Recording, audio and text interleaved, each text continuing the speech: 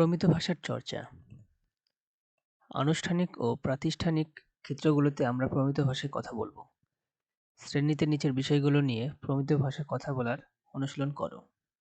১. সাংস্কৃতিক অনুষ্ঠানে উপস্থাপনা। ২.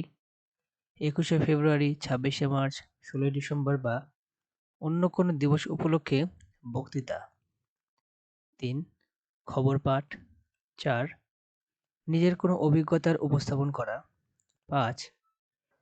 লাইব্রেরিয়ান, ডাক্তার বা অন্য কোনো লোকের সাথে আলাপ। তো চলো আমরা এটা কিভাবে লিখবো বা কিভাবে উপস্থাপন করব চলো দেখি।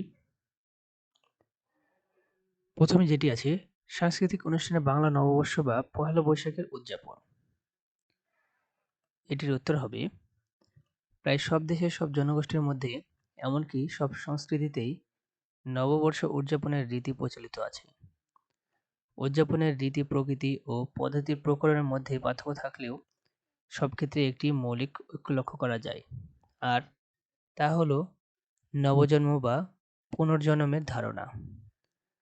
বাংলা নববর্ষ বা পয়লা বৈশাখ বাঙালির সর্বশ্রেষ্ঠ সাংস্কৃতিক উৎসব। কৃষি নির্ভর এদেশে ফসল উৎপাদনের সঙ্গে সরঞ্জাম পণ্য রক্ষা করে প্রাচীনকাল হতে বাংলা নববর্ষের ধারণা তৈরি হয়। এ উৎসব একা হিন্দু বা মুসলমানের নয়, এ উৎসব বাঙালিভাষী এবং বাংলাদেশে বসবাসকারী সব মানুষের।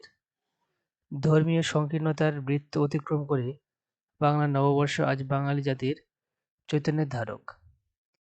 বাংলা নববর্ষ বা পহেলা বৈশাখ আমাদের জাতীয় জীবনে একটি অত্যন্ত গুরুত্বপূর্ণ বিষয়। অবমান বাঙালি সংস্কৃতির এক অবিচ্ছেদ্য অংশ বাংলা নববর্ষ। এর ঐতিহ্য সুপ্রাচীন ও গৌরবমণ্ডিত। কালের যাত্রাপথ ধরে এর উদযাপনের রীতি নানা পালাবদল ঘটলেও উৎসবটি রয়ে গেছে ঠিক আগের মতো জনপ্রিয়। সর্বজনীন এই উৎসব পালনের মধ্যে দিয়ে সারা দেশে অভিন্ন সাংস্কৃতিক রূপটি ফুটে ওঠে।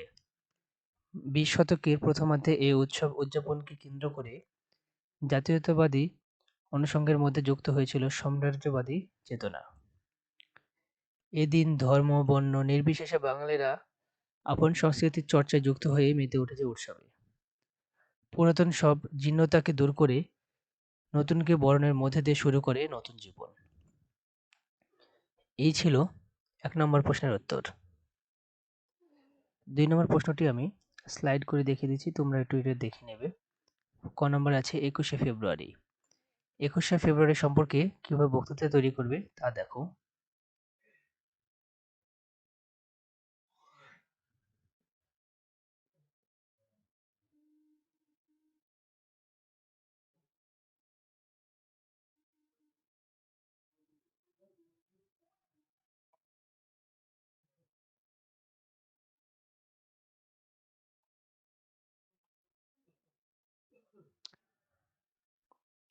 একুশে ফেব্রুয়ারি সম্পর্কে তোমরা এইটুকু যদি দেখো তাহলেই হবে। তারপর আছে ২৬শে মার্চ। ২৬শে মার্চ সম্পর্কে যদি আমরা একটু দেখি, দেখো প্রথমে আমরা আদাব বিনিময় করে এটি শুরু করব, তারপরে সুধী দিয়ে একটু ভাষণ দেব, তারপরে বলবো বন্ধুরা। বন্ধুরা বলে আমরা এই ভাষণটুকু দেব।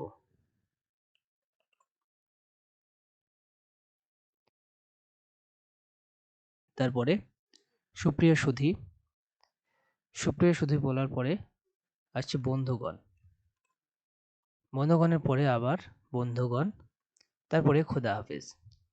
এইটুকু হচ্ছে ২৬শে মার্চের ভাষণ। তারপরে ১৬ই ডিসেম্বরের ভাষণ। প্রথমে সম্মানিত সভাপতি ও উপস্থিত সুধীবৃন্দ বলে শুরু করব, তারপরে প্রিয় সুধীবৃন্দ দিয়ে আমরা এতটুকু বলবো, তারপরে আবার সুধী বলে এতটুকু বলবো,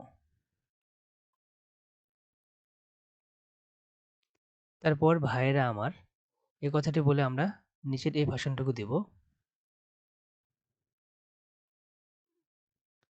তারপরে বন্ধুগণ বলে আমরা এই কথাগুলো বলবো এবং শেষে সুধীবৃন্দ বলে আমরা এই কথাটুকু বলে আল্লাহ হাফেজ বলে শেষ করব। এই ছিল ২ নম্বর প্রশ্নের উত্তর। ৩ নম্বরটি হচ্ছে খবর পাঠ। খবর পাঠ আমরা এভাবে পড়তে পারি। রাত ১০টা খবর পড়ছি মোহাম্মদ আফরিন। রাজধানী শহর ঢাকাকে দেশের প্রাণকেন্দ্র বলা হয়। কিন্তু বর্তমানে ঢাকাতে যানজট প্রকট আকার ধারণ করছে। এখন শুধু ঢাকাতেই নয়, দেশের অন্যান্য বিভাগীয় শহরগুলোতেও যানজটের সমস্যা তীব্র বেড়ে চলেছে। বিশেষ করে ঢাকার গুলিস্তান, ফার্মগেট, মালিবাগ, মতিঝিল, যাত্রাবাড়ী এসব এলাকায় যানজট একটি নিত্যদিনের ঘটনা হয়ে দাঁড়িয়েছে। অপরিকল্পিতভাবে বাড়িঘর ও দোকানপাট নির্মাণ এবং অবৈধ যানজট বৃদ্ধির ফলে রাস্তার জায়গা কমে আসছে এবং এটাতে যানজটের প্রধান কারণ। এছাড়াও ট্রাফিক নিয়ন্ত্রণের অবহেলা, ট্রাফিক আইন অমান্য করা, ফুটপাত ও ওভারব্রিজ ব্যবহার না করে ইত্যাদি কারণ যানজট সৃষ্টি হয়। সাধারণত মানুষকে পোহাতে হচ্ছে অসহনীয় ভোগান্তি। দেখা যাচ্ছে যে ঘন্টার পর ঘন্টা যানজটের কারণে একজন ব্যক্তি তার অতি গুরুত্বপূর্ণ কাজটি সঠিক সময়ে সঠিকভাবে করতে ব্যর্থ হচ্ছে। সবথেকে দুঃখজনক বিষয় হলো যানজটের শিকার হচ্ছে ফায়ার ব্রিগেডের গাড়ি ও রোগী বহনকারী অ্যাম্বুলেন্সে নির্দিষ্ট সময়ে যথাস্থানে পৌঁছাতে পারছে না। এতে দেশের প্রচুর ক্ষয়ক্ষতি হচ্ছে। অনেক প্রাণী অকালে ঝরে যাচ্ছে। এরকম ভয়ঙ্কর অবস্থা থেকে মুক্তি পেতে হলে অতি দ্রুত সরকারকে প্রয়োজনীয় পদক্ষেপ গ্রহণ করতে হবে। পাশাপাশি বেসরকারি প্রতিষ্ঠানগুলোকেও এগিয়ে আসতে হবে। এই অবস্থায় সর্বস্তরের জনগণের স্বার্থে খুব শীঘ্রই যানজট সমস্যা দূরীকরণে যথাযথ কর্তৃপক্ষের সুনজরের প্রত্যাশা করছি। এটুকু বলে আমরা খবর পাঠ করতে পারি।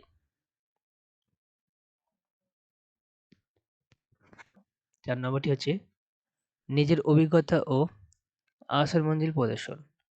অর্থাৎ আমি আহসান মঞ্জিলে ওখানে পরিদর্শনে গেছিলাম। সেই সম্পর্কে আমি কি লিখব তার একটি এখানে নির্দেশন। তার একটি অভিজ্ঞতা আমি এখানে তুলে ধরেছি। দেখো এখানে কি লিখেছি।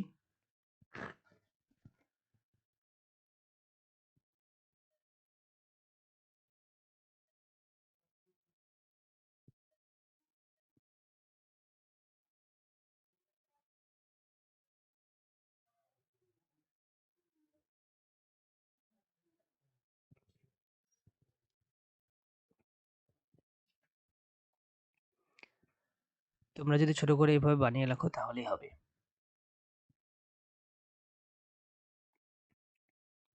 তারপরে ৫ নম্বরে আছে যে তুমি ডাক্তারের সঙ্গে আলাপ করবে এবং লাইব্রেরিয়ানের সঙ্গে আলাপ করবে। তাহলে আমরা প্রথমে যদি লাইব্রেরিয়ানের সঙ্গে আলাপ করি সেটা কিভাবে করতে পারি দেখো। রফিক, কেমন আছো শফিক? শফিক, ভালো, তুমি কেমন আছো? রফিক, ভালো, তোমার হাতে ব্যাগে কি? শফিক, বই। নীলক্ষেত মার্কেট থেকে কিছু বই কিনে আনলাম। রফিক, তোমার বই পড়ার অভ্যাসটা খুবই ভালো। আমিও পড়ার চেষ্টা করি তবে তোমার মতো পারি না। শফিক, না, আমি যে খুব বেশি বই পড়ি তা নয়, তবে চেষ্টা করে যাচ্ছি। বন্ধুরা আমাকে মিছে মিছে বই পোকা বলে ডাকে। রফিক, আমার লাইব্রেরিতে প্রচুর বই আছে। মানুষের যতগুলো ভালো অভ্যাস রয়েছে সেগুলোর মধ্যে বই পড়াই শ্রেষ্ঠ। বই মানুষের সুপ্ত প্রতিভাকে জাগিয়ে তোলে আর তার বুদ্ধিবৃত্তিক বিকাশ সাধন করে থাকে। শফিক, তা ঠিক বলেছ। বই আমাদের পৃথিবীর অতীত থেকে শুরু করে বর্তমান জীবিত মানুষদের সঙ্গে পরিচিত হওয়ার সুযোগ করে দেয়। রফিক, বই হলো জ্ঞানের উৎস। বই মানে জীবনের সুখ দুঃখ আনন্দ বেদনার প্রতিচ্ছবি। মানব জীবনের চিন্তা চেতনার বাস্তব প্রতিফলন থাকে বইয়ের পাতায়। এ কারণেই বই মানুষের সবচেয়ে ঘনিষ্ঠ বন্ধু এবং পাঠকরা আমার লাইব্রেরিতে আসে। শফিক, বই পড়লে আর ভ্রমণ করার প্রয়োজন পড়ে না। বই তোমাকে মুহূর্তের মধ্যেই কোনো এক অজানা জগতে নিয়ে যাবে কিংবা এমন কোনো স্থানে ভ্রমণ করাবে যা তুমি কখনো কল্পনাও করোনি। রফিক, ঠিক বলেছ শফিক। লাইব্রেরির বিচিত্র বই যেন আমাদের এক কল্পনার রাজ্যে নিয়ে যায়। সেখানে দেখি কোনো কিছুই যেন আর অসম্ভব নয়। পড়ার মাধ্যমে প্রতিনিয়ত জানা জিনিসও বিভিন্ন দৃষ্টিকোণ থেকে আবিষ্কৃত করতে পারি আমরা। জানতে পারি অনেক কিছুই।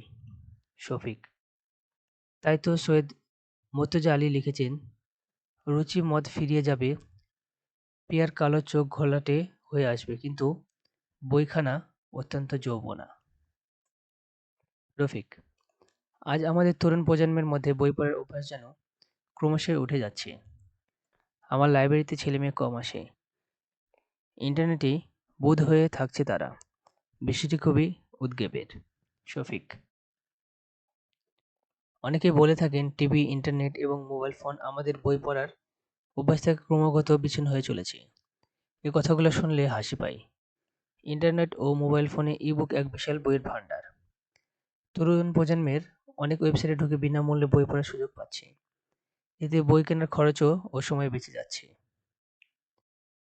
রফিক: তোমার কথা ঠিক, তবে লাইব্রেরির গুরুত্ব এখনো এতটুকু কমেনি। আমি আবার ইন্টারনেটে বই পড়তে পারি না। হার্ড কপি না হলে আমি বইয়ের মজা পাই না। তাই লাইব্রেরিই আমার ভরসা। শফিক: ভালো থেকো, বিদায়। রফিক, তোমাকেও স্বাগতম। এই ছিল লাইব্রেরিয়ানের সঙ্গে আলাপ। তারপরে ডাক্তারের সঙ্গে আলাপ। সুমন: আসসালামু আলাইকুম জনাব। ডাক্তার: ওয়ালাইকুম আসসালাম। বসুন। সুমন: ধন্যবাদ। ডাক্তার: হ্যাঁ, আপনার সমস্যা বলুন। সুমন: আমার অনেক সমস্যা। প্রধানত আমি বদহজমে ভুগছি। ডাক্তার: যাই হোক, চিন্তা করবেন না। শিগগিরই ভালো হয়ে যাবেন ইনশাল্লাহ। সুমন: ভালো করে পরীক্ষা করুন জনাব। আমি বহুদিন ধরে ভুগছি। ডাক্তার: আমার মনে হয় আপনি দীর্ঘদিন ধরে কাজ করেন, কিন্তু বিশ্রাম নেন না। আপনার ১ সপ্তাহ বিশ্রামের প্রয়োজন। এই ব্যবস্থাপত্রে ওষুধগুলো ৭ দিন নিয়মিত খাবেন, প্রচুর পানি খাবেন, স্বাস্থ্যসম্মত খাবার খাবেন, তারপর আবার এসে আমাকে জানাবেন। সুমন: এই যে আপনার ফি জনাব। ডাক্তার: আচ্ছা, ঠিক আছে। ওষুধগুলো কিনে নিন এবং আশা করি আপনি আরোগ্য লাভ করবেন। সুমন: ধন্যবাদ। ডাক্তার, স্বাগতম। এই ছিল প্রমিত ভাষা ব্যবহার করে এই প্রশ্নগুলোর উত্তর।